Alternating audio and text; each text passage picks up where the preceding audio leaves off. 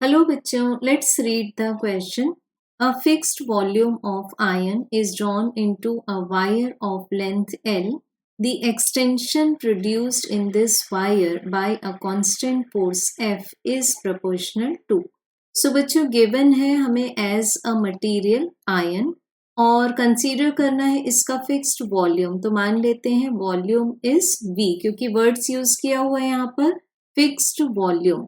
अब इसको हम लोग ड्रॉ करते हैं एक ऐसी वायर के फॉर्म में जिसकी लेंथ गिवन है L एंड इस पर अप्लाई किया जा रहा है एक कांस्टेंट फोर्स F। तो हम ये तो जान गए यहाँ पर कि वॉल्यूम, लेंथ एंड फोर्स ये सभी कांस्टेंट है और हमें बताना है कि इस वायर में, आयन की इस वायर में जो extension that is del L मान लेते हैं प्रोड्यूस होगा वो किस तरह से वायर की लेंथ से रिलेटेड है। So we have to find out this.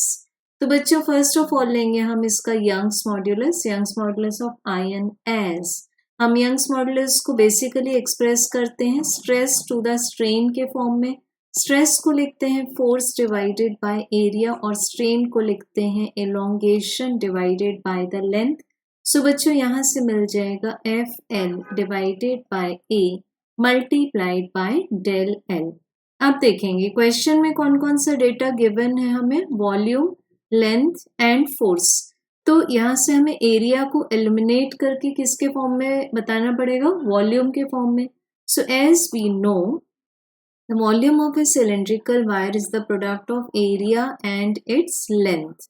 So बच्चों हम री एक्सप्रेस कर सकते हैं इसको y equals to F L divided by area eliminate होगा, सो एरिया को लिख सकते हैं volume divided by the given length.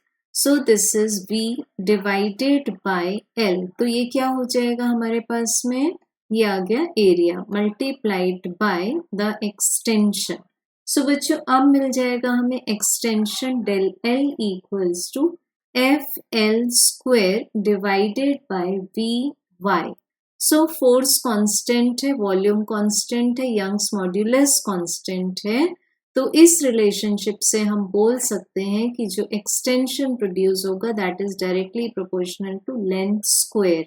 So we have correct answer as option number 3. Thank you.